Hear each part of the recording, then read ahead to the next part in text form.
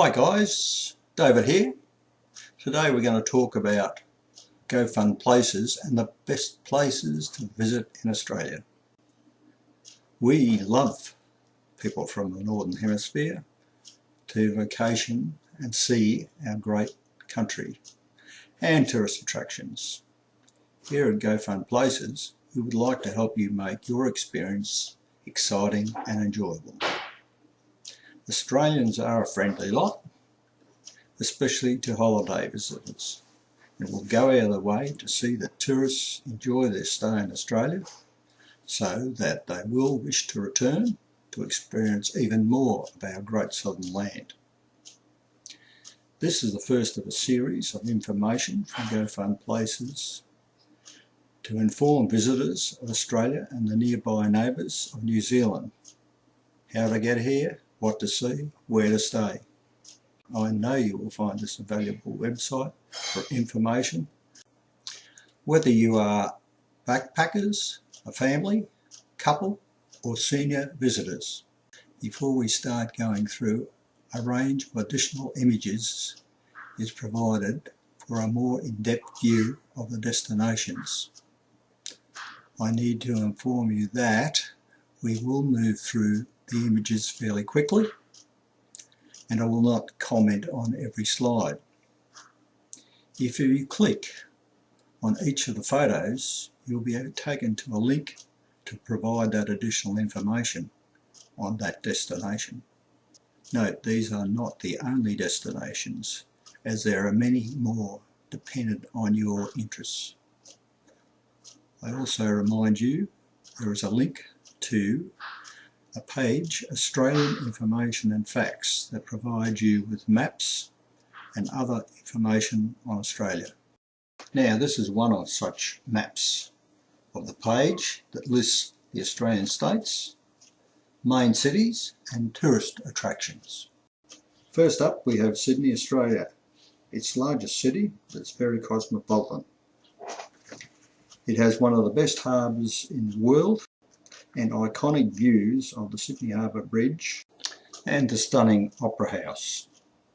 Sydney has world-class hotels, restaurants and great shopping. There are two nearby destinations that you possibly should visit. Firstly, Canberra to the south, which is the national capital, and to the west is the Blue Mountains, both only a few hours drive away. Second destination is Queensland's southern coast, both within 1 hour's drive of Brisbane. Surfers Paradise established the Gold Coast as an international tourist destination where the bikini was born. It's now a vibrant city of over 1 million people with high-rise buildings, great restaurants, international theme parks, designer boutiques and upmarket bars and lively nightclubs. To the north, the Sunshine Coast has a more leisurely lifestyle, which covers a larger and more diverse area of coastline, with pristine beaches to the hinterland with many tourist destinations. A year-round idyllic climate allows you to visit any time to the world-famous Noosa Heads in the north, Caloundra in the south. In the hinterland, there are renowned Umundi markets, Glasshouse Mountains, quaint villages of Blackall Ranges, and nearby is Steve Irwin's Australian Zoo. The next destination, number 3, is the Kakadu National Park, located in the Northern Territory. Aboriginal people have occupied Kakadu continuously for at least 40,000 years. It is renowned for over 5,000 Aboriginal cultural art sites dating back some 20,000 years. Kakadu is in a tropical monsoon climate with a huge, diverse and many variety of rare vegetations, birds, fishes, animals and beautiful landscapes. Moving on to number 4, the island of Tasmania.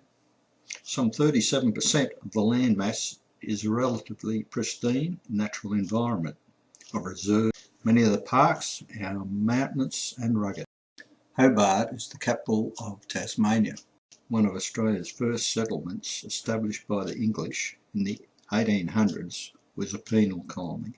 A delicacy of Tasmania is their beautiful crayfish. Number 5, the Great Barrier Reef, recognised as one of the natural wonders of the world and a World Heritage Site. It's the world's largest reef system of over 344,000 square kilometres or 133 square miles. With a length of 2,600 kilometres, 1,600 miles, with some 2,900 individual reefs and 900 islands. An ideal point of viewing is from either Cairns or Port Douglas in far north Queensland. Number 6, the Kimberley, is in northwestern Australia. It's a very unique to other places in the world, a very ancient country with rugged mountain ranges and gorges, remote with an abundance of wildlife. It covers 500,000 square miles, 1.3 million square kilometres, with stunning scenery and vast savanna landscapes, wild rivers, extensive wetlands, spectacular coasts, rich in marine environments, and provides multitude habitat for a diverse species.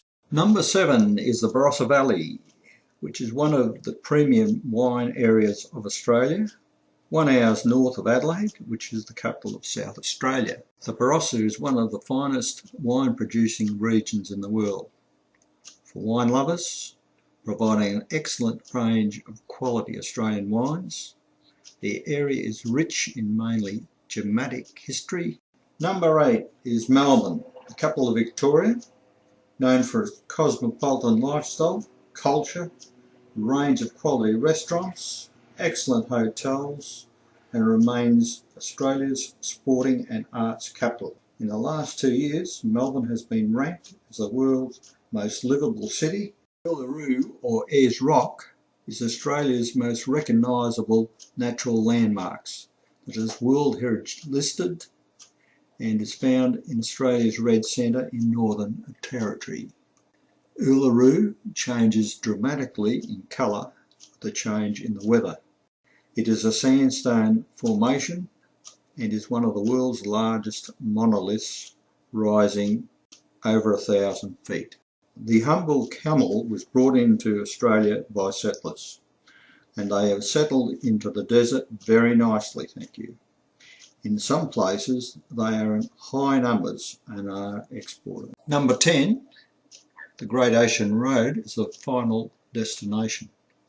It fronts the Southern Ocean along a scenic roadway of mountains cascading into the sea and then towering sandstone cliffs.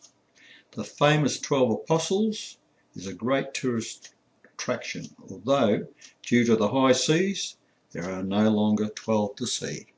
Now, before completing these images, I'll just go through a few of our favourite animals. The kangaroo, very adaptable to the landscape and conditions, and are found throughout Australia.